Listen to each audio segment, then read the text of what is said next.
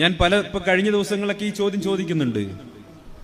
എന്റെ പഴയകാല സഹപ്രവർത്തകരോടാണ് ചോദിക്കാൻ ആഗ്രഹിക്കുന്നത്. ഞാൻ മുസ്ലിം ലീഗുമായി സഹകരിച്ചു കഴിഞ്ഞാൽ, ലീഗിന്റെ വേദികളിൽ പോയാൽ, കൊടപ്പനക്കൽ തറവാട്ടിൽ പോയാൽ, പാണക്കാട് തങ്ങളുടെ അടുത്ത് പോയാൽ ഞാൻ തീവ്രവാദിയാകുമെങ്കിൽ, ലീഗിനോട് സഹകരിച്ചാൽ ഞാൻ തീവ്രവാദിയാകുമെങ്കിൽ BJP-ക്കാര ഒറ്റ കാര്യത്തിലാണ് മറുപടി പറയേണ്ടത്.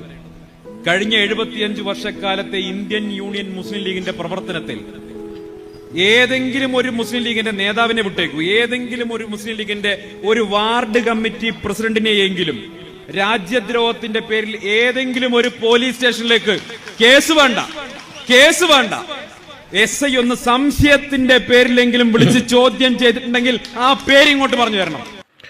അപ്പൊ കേട്ടില്ലേ സംഖ്യകളോടും CJP-ക്കാരോടുമാണ്. CJP-നോടാണ് ചോദിക്കാനുള്ളത്. CJP സംഖ്യകളെന്ന് ചോദിക്കണ്ട, കേട്ടിലെ CJP-ക്കാരെ എന്ന് ചോദിച്ചാൽ മതി. അപ്പം എല്ലാം വിട്ട് മറ്റേ CPM-ഉം BJP-യും സംഘപരിവാറും മറ്റേ വിശ്വ ഹിന്ദു പരിഷത്തൊക്കെ അതിൽ പെട്ട് ഈ CJP-യിൽ. അപ്പം കേട്ടിലെ CJP-ക്കാരെന്ന് ചോദിച്ചാൽ മതി. ഉഷാറായിട്ടോ, നല്ല ചോദ്യമാണ് ചോദിച്ചത്. ഇപ്പം നമ്മളൊക്കെ ഒരുപാട് രാഷ്ട്രീയ പ്രവർത്തനത്തിലൊക്കെ ഇടപെട്ട് പേപ്പറും വായന കാര്യങ്ങളൊക്കെ ഉണ്ടെങ്കിലും ഇങ്ങനെ ഒരു ചിന്താഗതി, ഏതെങ്കിലും ഒരു മുസ്ലിം ലീഗ് പ്രവർത്തകൻ്റെ പേരിൽ ഒരു കേസുണ്ടെങ്കിൽ എടുക്കാൻ വർഗീയവാദി ഭീകരവാദി എന്നാണ്, വളരെ ശരിയാണ്, നല്ല പോയിന്റാണ്.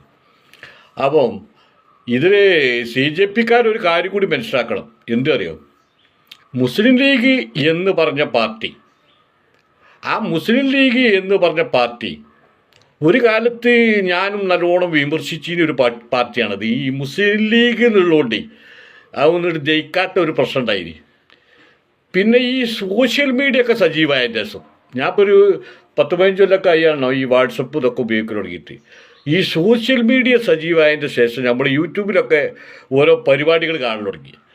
ആ കാണൽ തുടങ്ങിയപ്പം അപ്പോഴാണ് എന്താണ് മുസ്ലിം ലീഗ് എന്ന് മനസ്സിലായത്. അങ്ങനെ മനസ്സിലാക്കി ഒരുപാട് ആളുകളുണ്ടോ, ഉടനെ ഒരുപാട് ആളുകൾ മുസ്ലിം ലീഗിനോടുള്ള വിദ്വേഷം ആണ് കളഞ്ഞിട്ട് എന്താണ് ഈ ലീഗ് എന്നുള്ള ആ ചിന്താഗതിയിലേക്ക് മനുഷ്യരെത്തി.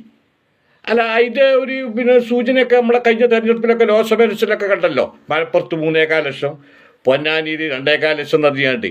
അപ്പം ജനങ്ങൾ ലീഗിനോട് അടുക്കുകയാണ്.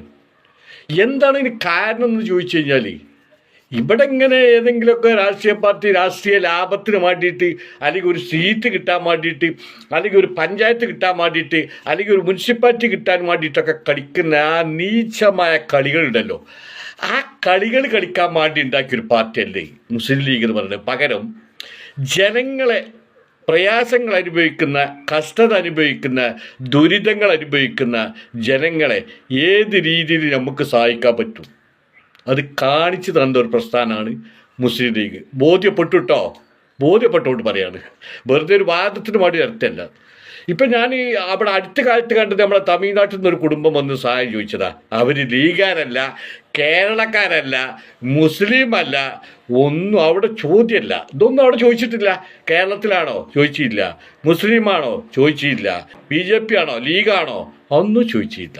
എന്താ ചോദിച്ചത്, മകൻ അവിടെ കുടുങ്ങിയാണ്, സഹായിക്കണം. ഉടൻ തന്നെ ഗൾഫിലേക്കൊക്കെ ബന്ധപ്പെട്ട് ആ കുടുംബത്തിൻ്റെ അത്താണിയെ അവരുടെ അടുത്തേക്ക് എത്തിച്ചു കൊടുക്കാൻ ആ പാണക്കാട് കുടുംബം കാണിച്ച്, അതുപോലത്തെ 100 കണക്കിന് 1000 കണക്കിന് ഞാൻ ഒരുപാട് കണ്ടു കഴിഞ്ഞ രസമാണ് എനിക്കിത് തിരുത്തേണ്ടി വന്നത്. ഒരുപാട് സംഭവങ്ങൾ ആ പാണക്കാട് കുടുംബത്തിൽ നിന്ന് സമൂഹത്തിന് വേണ്ടി ചെയ്തു കൊടുക്കുന്നത് കണ്ടപ്പോൾ എൻ്റെ അഭിപ്രായത്തിൽ എനിക്ക് മാറ്റം വരുത്തേണ്ടി വന്ന്, ലീഗിനോടുള്ള സമീപനത്തിൽ എനിക്ക് മാറ്റം വരുത്തേണ്ടി, അങ്ങനെ സ്വയം മാറ്റം വരുത്തിയതാണ് ഞാൻ. അപ്പോൾ ഈ പറഞ്ഞത് ഇപ്പം സന്ദീപ് വാര്യർ ഇപ്പോൾ കോൺഗ്രസ്ക്ക് വന്നതിന് ശേഷം പറയുന്നതാണെങ്കിലും കൂടിയിട്ട് അതിൻ്റെയൊക്കെ എത്രയോ മുമ്പ് മനസ്സിലാക്കിയ ആളാണ്. അപ്പോൾ ഈ മുസ്ലിം ലീഗ് എന്ന് പറയുന്നത് ഒരു രാഷ്ട്രീയ പാർട്ടിയല്ല കൂട്ടരെ. ഈ പ്രസ്ഥാനം കേരളത്തിൽ നിലനിൽക്കണം. ഇത് നിലനിൽക്കേണ്ടത് പൊതുസമൂഹത്തിൻ്റെ, കേരളത്തിലെ മൊത്തം സമൂഹത്തിൻ്റെ ആവശ്യമാണ് ഈ പ്രസ്ഥാനം നിലയ്ക്കൽ. അല്ല ഒരു മലപ്പുറത്തോ അല്ലെങ്കിൽ ഒരു തലശ്ശേരിയിലോ ഒരു വടകരയോ ഒന്നും നിലക്കേണ്ട ഒരു പ്രസ്ഥാനമല്ലത്. ഇത് കേരളത്തിലെ മൊത്തം ഈ പ്രസ്ഥാനത്തിന് വേരോട്ടുണ്ടാകണം. കേരളത്തിൽ മൊത്തത്തിൽ ഈ പ്രസ്ഥാനം വളരണം എന്ന് ആഗ്രഹിക്കുന്ന ഒരാളാണ് ഞാൻ. എന്തുകൊണ്ടെന്ന് ചോദിച്ചാൽ അവശത അനുഭവിക്കുന്ന, പ്രയാസങ്ങൾ അനുഭവിക്കുന്ന, കഷ്ടതകൾ അനുഭവിക്കുന്ന, കുടിലുകളില്ലാത്ത, മരുന്ന് വാങ്ങാൻ പാടില്ലാത്ത, ചികിത്സിക്കാൻ കഴിവില്ലാത്ത, ജയിലിലും മറ്റുമൊക്കെ അകപ്പെട്ട് പ്രയാസങ്ങൾ അനുഭവിക്കുന്ന അങ്ങനെ 100 കണക്കിന്. ഒരു ഉദാഹരണം കൂടി, വയനാട്ടിലെ നമ്മൾ ആ ദുരന്തം എന്തായിരുന്നു? ആ ദുരന്തത്തിന് ആരായിരുന്നു ആ ദുരന്തത്തിന് മുന്നിൽ എന്ന് സംഘപരിവാർ നേതാവ് സുരേന്ദ്രൻ തന്നെ പറഞ്ഞു കഴിഞ്ഞ്. ലീഗിൻ്റെ ഇടപെടൽ നമുക്ക് തള്ളിക്കളയാൻ പറ്റുന്നതല്ല. ലീഗിൻ്റെ ഇടപെടൽ വളരെയധികം അനിവാര്യമായി അവിടെ വയനാട്ടിൽ വളരെയധികം സ്വീകാര്യമായി വയനാട്ടിൽ. അത് പറഞ്ഞു കൊടുത്ത് സുരേന്ദ്രൻ എത്തിയെങ്കിൽ ഇനി നമുക്കൊരു കാര്യം, ലീഗിനൊരു കാര്യം ഒരാളും പറഞ്ഞ് മനസ്സിലാക്കേണ്ട ആവശ്യമില്ല. ഞാനേയും പറഞ്ഞ് മനസ്സിലാക്കേണ്ട ആവശ്യമുണ്ടോ? പിന്നെ മനസ്സിലാക്കേണ്ട ആവശ്യമുണ്ടാവും ആരെ? നമ്മുടെ CPM ഓലെ ലക്ഷ്യം എന്താണെന്ന് ചോദിച്ചു കഴിഞ്ഞാൽ, ഇവിടെ ലീഗ് കരുണ ചെയ്യുന്നുണ്ടോ, നന്മ ചെയ്യുന്നുണ്ടോ, ജനങ്ങൾക്ക് വേണ്ടി പ്രവർത്തിക്കുന്നുണ്ടോ? അതല്ല ഓല പ്രശ്നം. ഓല പ്രശ്നം എന്താണെന്ന് ചോദിച്ചു കഴിഞ്ഞാൽ, ഓൽക്ക് കേരളത്തിൽ നിന്ന് 1 സീറ്റ്, ലീഗിന് കേരളത്തിൽ നിന്ന് 2 സീറ്റ്. അതാണ് ഓല പ്രശ്നം. അതായത് ദേശീയ പാർട്ടിയായ CPM-ന് കേരളത്തിൽ നിന്ന് ലോകസഭയ്ക്ക് കിട്ടിയത് 1 സീറ്റ്, മലബാർ പാർട്ടിയായ ലീഗിന് കേരളത്തിൽ നിന്ന് കിട്ടിയത് 2 സീറ്റ്.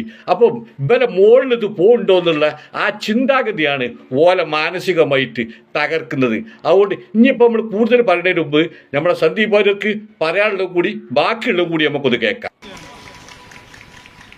മറിച്ച് ഈ നാട്ടിലെ CPM-ഉം BJP-യും സഹകരിച്ചിട്ടുള്ള, നിങ്ങൾ കാലാകാലങ്ങളിൽ പിന്തുണച്ചിട്ടുള്ള പലരുടെ പേരിലും തീവ്രവാദ ആരോപണങ്ങൾ വന്നിട്ടുണ്ട്.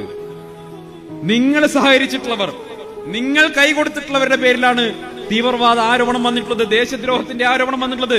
ഇന്ത്യൻ യൂണിയൻ മുസ്ലിം ലീഗിന്റെ ചരിത്രത്തിൽ എവിടെയും അതിന്റെ ഒരു പ്രവർത്തകനും ദേശദ്രോഹത്തിന്റെ പേരിൽ, തീവ്രവാദ പ്രവർത്തനത്തിന്റെ പേരിൽ, മതസാഹോദര്യം തകർക്കുന്ന ഏതെങ്കിലും ഒരു പ്രവർത്തനത്തിന്റെ പേരിൽ ഇന്നേ വരെ ഒരു കേസിലും പ്രതിയായിട്ടില്ല. സംശയത്തിന്റെ പേരിൽ ഒരു പോലീസ് സ്റ്റേഷനിലേക്ക് ഒന്ന് വിളിച്ച് ചോദ്യം ചെയ്യപ്പെടേണ്ട സാഹചര്യം പോലും ഉണ്ടായിട്ടില്ല എന്നുള്ളത് തന്നെയാണ് മുസ്ലിം ലീഗ് ഒരു മതേതര സമൂഹത്തിന് വേണ്ടി പ്രവർത്തിക്കുന്നു എന്നുള്ളതിന്റെ ഏറ്റവും വലിയ ഉദാഹരണം. അപ്പോൾ കേട്ടില്ലേ സുഹൃത്തുക്കളെ, സന്ദീപ് വാര്യർക്ക് പറയാനുള്ള ഇപ്പോൾ നിങ്ങൾ കേട്ട് കഴിഞ്ഞു. അപ്പോൾ സന്ദീപ് വാര്യർക്കുണ്ടായ ഈ തിരിച്ചറിവ്, ആ തിരിച്ചറിവ് ഒരു പക്ഷേ ഈ പാർട്ടിയിൽ വരുന്നതിന് മുന്നേ തന്നെ ഒരു പക്ഷേ എൻ്റെ വ്യക്തിപരമായിട്ടുള്ള അഭിപ്രായം കേട്ടോ, ഈ തിരിച്ചറിവ് സന്ദീപ് വാര്യർക്ക് ഉണ്ടായിരിക്കാം. അതുകൊണ്ടാണ് ഇത്രയും ക്ലിയർ ആയിട്ട് സന്ദീപ് വാര്യർക്ക് അത് പറയാൻ കഴിയുന്നത്. ഇതിൻ്റെ മുന്നേ ഉണ്ടാവും ലീഗിനെ കുറിച്ചുള്ള നിലപാടുകളും, ലീഗിനെ കുറിച്ചുള്ള അഭിപ്രായം, ലീഗിനെ കുറിച്ചുള്ള ചിന്താഗതിയൊക്കെ ഇതിൻ്റെ മുന്നേ തന്നെ ഒരുപക്ഷെ സന്ദീപ് വാര്യർക്ക് ഉണ്ടാവും. അല്ലെങ്കിൽ ഇത്ര ക്ലിയർ ആയിട്ടത് പറയാൻ കഴിയൂലല്ലോ. അപ്പോൾ ആ CJP-യിൽ തന്നെ ഒരുപാട് ആളുകൾക്ക് എന്താണ് മുസ്ലിം ലീഗ്, എന്താണ് പാണക്കാട് കുടുംബം, ഇതൊക്കെ ഇവർക്ക് അറിയാം. പിന്നെ എന്താ വെച്ചാൽ അവർക്ക് ജയിക്കണമെങ്കിൽ, ഒരു സീറ്റ് കിട്ടണമെങ്കിൽ, ഒരു പഞ്ചായത്ത് കിട്ടണമെങ്കിൽ, ഈ മുസ്ലിം ലീഗിൻ്റെ ആ ജനപിന്തുണയെ മറികടന്ന് പോകണമെങ്കിൽ മുസ്ലിം ലീഗ് വർഗീയ പാർട്ടിയാണെന്ന് പറയല്ലാതെ ഓർക്ക് വേറെ ഒരു നിവൃത്തിയില്ലാത്തതുകൊണ്ടാണ്. അതൊരു രാഷ്ട്രീയ വാക്വാദമായിട്ട് മാത്രം അതിനെ കണ്ടാൽ മതി. അതിൻ്റെ ഉള്ളിൽ തന്നെയുള്ള ഒരുപാട് ആളുകൾ, ഇപ്പോൾ സുരേന്ദ്രന് ഒരു കാലത്തും പറയാൻ കഴിഞ്ഞിട്ടില്ലല്ലോ മുസ്ലിം ലീഗിൻ്റെ ഒരു വർഗീയ പാർട്ടിയാണ്. CPM അറിയുന്നുണ്ട് കേട്ടോ. ഇപ്പോൾ ഈ സുരേന്ദ്രൻ അങ്ങനെ പരസ്യമായിട്ട് മുസ്ലിം ലീഗ് ഒരു വർഗീയ പാർട്ടിയാണ് എന്ന് പറയാം. കാരണം മുസ്ലിം ലീഗ് ഈ സുരേന്ദ്രൻ എന്നൊക്കെ പറഞ്ഞാൽ പാണക്കാട് കുടുംബമൊക്കെ ആയിട്ട് നല്ല ബന്ധമുള്ള ഒരാളാണ്, നേരിട്ട് കണ്ടിട്ടുള്ള ആളുമാണ് ഞാൻ. നല്ലൊരു ബന്ധമുള്ള ഒരാളുമാണ് ഇതൊക്കെ. കാരണം ഇവരൊക്കെ സംബന്ധിച്ചിടത്തോളം ഇവർക്കറിയാം എന്താണ് ലീഗ് ഈ സംസ്ഥാനത്ത് നടത്തിക്കൊണ്ടിരിക്കുന്നത്, ഇന്ത്യയിൽ തന്നെ രാജ്യത്ത് നടത്തിക്കൊണ്ടിരിക്കുന്നതൊക്കെ അറിയാം. അപ്പോൾ നമുക്കറിയാം ആ ഉത്തർപ്രദേശിലെ ആ പള്ളിൻ്റെ അടിയിൽ ശിവലിംഗം തെരഞ്ഞ് 4-5 ആൾ വെടിയേറ്റ് മരിച്ചപ്പം ആദ്യം പോയത് നമ്മുടെ മുസ്ലിം ലീഗിൻ്റെ MP ആണ്. അവിടേക്ക് ആരെ നമ്മൾ പിന്തുണക്കേണ്ടി നിങ്ങൾ ആലോചിച്ച് നോക്കി. അവിടേക്ക് ആദ്യം പോയത് ആരാണ്? ആ മുസ്ലിം ലീഗിൻ്റെ MP E.T. മുഹമ്മദ് ബഷീറൊക്കെയാണ് അവിടേക്ക് ആദ്യം പോയത്. നമ്മൾ ശരിക്കും ആരെ പിന്തുണക്കേണ്ടി നിങ്ങളൊന്ന് ആലോചിച്ച് നോക്കി. അതായത് ഈ സമുദായത്തിൽ തന്നെ മുസ്ലിം ലീഗിന് പേരുന്നോട്ടെ, പക്ഷെ അവരടുത്തേക്ക് കൈ നീട്ടി വരുന്ന ആളുകൾ മുസ്ലിമാണോ ലീഗാണോ എന്ന് ഒരു നോക്കലില്ല. അതുകൊണ്ട് ആ പേരവിടെ നിന്നോട്ടെ സുഹൃത്തുക്കളെ. നമുക്കത് ആവശ്യമാണ്, നമ്മളെ സംരക്ഷിച്ച് നിർത്താൻ, അല്ലെങ്കിൽ നമുക്ക് പോരാടാൻ ആ പേരാടോ ആവശ്യമാണ്. എനിക്കിപ്പോൾ ഒരു സങ്കടം ഉള്ളത്, ഈ പാർട്ടി പെട്ടത് ഈ കോൺഗ്രസിൻ്റെ ഒപ്പാണല്ലോ അവരുടെ സങ്കടം. എൻ്റെ പാർട്ടിൻ്റെ ഒപ്പി അതിനാണല്ലോ ഈ പാർട്ടി പെട്ടത് എന്നൊരു സങ്കടമുണ്ട്. പിന്നെ ഇപ്പോൾ വേറെ ഒടുക്കും പോകാനുമില്ലല്ലോ. പിന്നെ പോയിട്ടെടുക്കാൻ CJP-ക്കാ പോകാനുള്ളത്. അപ്പം ഈ പാർട്ടി എടങ്ങാറിൻ്റെ കൊടിയായത് ഈ കോൺഗ്രസിനൊപ്പം നിന്ന് കാട്ടാണ്. കാരണം എന്താണെന്ന് ചോദിച്ചു കഴിഞ്ഞാൽ ഈ പാർട്ടി നല്ലൊരു അച്ചടക്കത്തിൽ മുസ്ലിം ലീഗ് അത് ആ പാണക്കാട് കുടുംബം പറയും, കേൾക്കും, കാര്യങ്ങൾ തീരുമാനിക്കും, സീറ്റ് അവിടെ, ആളിവിടെ, ഇതൊക്കെ ആ കുടുംബം തീരുമാനിക്കും. അതിൻ്റെ മട്ടം പോലെ ഒക്കെ പോകും. ചെറിയ ചെറിയ വ്യത്യാസങ്ങളൊക്കെ ഒരു കുടുംബമാകുമ്പോൾ ഉണ്ടാവും, അതൊക്കെ ഉണ്ടായിരുന്നുള്ളൂ. ഈ കോൺഗ്രസ് മാതിരി കല്ലെടുത്ത് മുരളിക്കൊരേറി, മുരളി കല്ലെടുത്ത് രമേശന് കയറി, രമേശൻ കല്ലെടുത്ത് VD സതീശന് കയറി, എന്നിട്ട് നേരം കെട്ട് വെളുത്ത് കഴിഞ്ഞാൽ ചർച്ചയാണ് ആരാണ് മുഖ്യമന്ത്രിയാൻ ചെയ്തത്. എന്നിട്ട് പൊരിഞ്ഞ കച്ചറ വാഗ്വാദങ്ങൾ. ഓന് പറഞ്ഞ VD പറഞ്ഞത് ശരിയായില്ല, രമേശ് ചെന്നിത്തല പറഞ്ഞത് ശരിയായില്ല. എന്നിട്ട് അയക്ക് മറ്റേ ഒരു അവസാനത്തെ നബിയാറിൻ്റെ മാതിരി ഒരു ഇറങ്ങുന്നതാണ് മുരളീധരൻ ഇറങ്ങിയിട്ടാണ് എല്ലാവർക്കും കൊടുക്കുന്നത്. അപ്പം ഇവിടെ വേണ്ടത് എന്താണ് കോൺഗ്രസ്സിൽ? എന്താ കോൺഗ്രസ് വേണ്ടത്? അച്ചടക്കം. ആ അച്ചടക്കം ഉണ്ടാക്കിയെടുക്കാം ഇന്ന് വരെ കോൺഗ്രസ് സാധിച്ചിട്ടില്ല.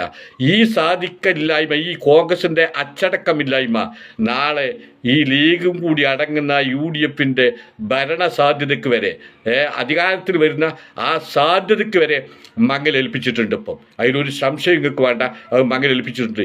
ഈ ലീഗ് നിലനിൽക്കുന്നത് കാര്യമല്ലല്ലോ, മെയിൻ കക്ഷി തന്നെ. ഇതൊന്നും മര്യാദയ്ക്ക് നിൽക്കണ്ടേ? ഇവിടെ ഇപ്പോൾ രമേശ് ചെന്നിത്തല മുഖ്യമന്ത്രിയാകാൻ നടക്കുന്നുണ്ട്, VD സതീശൻ മുഖ്യമന്ത്രിയാകാൻ നടക്കുന്നുണ്ട്, ശശി തരൂർ മുഖ്യമന്ത്രിയാകാൻ നടക്കുന്നുണ്ട്, KC വേണുഗോപാൽ മുഖ്യമന്ത്രിയാകാൻ നടക്കുന്നുണ്ട്, സുധാകരൻ മുഖ്യമന്ത്രിയാകാൻ നടക്കുന്നുണ്ട്, അതിൻ്റെയൊക്കെ അടി കൂടെ മുരളി നടക്കുന്നുണ്ട്. ഇതാണ് ഇവിടെ. ഇതിൻ്റെ ഇടയിൽ കുടുങ്ങിപ്പോയി ആ മുസ്ലിം ലീഗ് എന്നൊരു സങ്കടം. ആ ഒരു സങ്കടം തന്നെയാണ്. കാരണം ആ പാർട്ടിൻ്റെ കഴിവിൻ്റെ പരമാവധി നോക്കുന്നുണ്ട്. രാഹുൽ മാങ്കുട്ടത്തിനൊക്കെ വിജയിപ്പിക്കാൻ വേണ്ടി ആ പാലക്കാടൊക്കെ വന്ന് കണ്ട് പ്രവർത്തിച്ച പ്രവർത്തനം നേരിൽ കണ്ട 3-4 ദിവസം അവിടെ ഉണ്ടായി ഞാൻ. അതുപോലെ വയനാട് പ്രിയങ്കയ്ക്കും വേണ്ടിയിട്ട് ആ മുസ്ലിം ലീഗ് പ്രവർത്തിച്ച, നിങ്ങൾ ഈ കോൺഗ്രസ്സുകാർ വിചാരിക്കുന്ന മാതിരി ആ ലീഗുകാർ വിചാരിച്ചിരിക്കുകയാണെങ്കിൽ ആ 4 ലക്ഷം ഭൂരിപക്ഷം പ്രിയങ്കയ്ക്ക് ഉണ്ടാവില്ല. പാലക്കാട് രാഹുൽ മാങ്കുട്ടത്തിന് ജയത്തിന് തിളക്കുണ്ടാവില്ല. അപ്പം ഇത്രയും ആർഭാർത്ഥമായിട്ട് ഈ മുസ്ലിം ലീഗ് ഈ പാർട്ടിക്കൊപ്പം നിൽക്കുമ്പോൾ ഒന്ന് ചങ്ങായിമാരെ ആ പാർട്ടിനെ വിചാരിച്ചിട്ടുണ്ടെങ്കിലും ഈ കോൺഗ്രസ്സുകാർക്കൊന്ന് നേരം വെളുക്കട്ടെ എന്ന് നമുക്ക് പ്രാർത്ഥിക്കാം. അപ്പോൾ സന്ദീപ് വാര്യർ സംഘികൾക്ക് കൊടുത്ത ആ മറുപടികളെല്ലാവരും കേട്ടല്ലേ? ഇത് ഒരുവിധം BJP നേതാക്കന്മാർക്കൊക്കെ ഉള്ള അഭിപ്രായമാണ്. ആ അഭിപ്രായമാണ് സന്ദീപ് വാര്യർ പറഞ്ഞത്.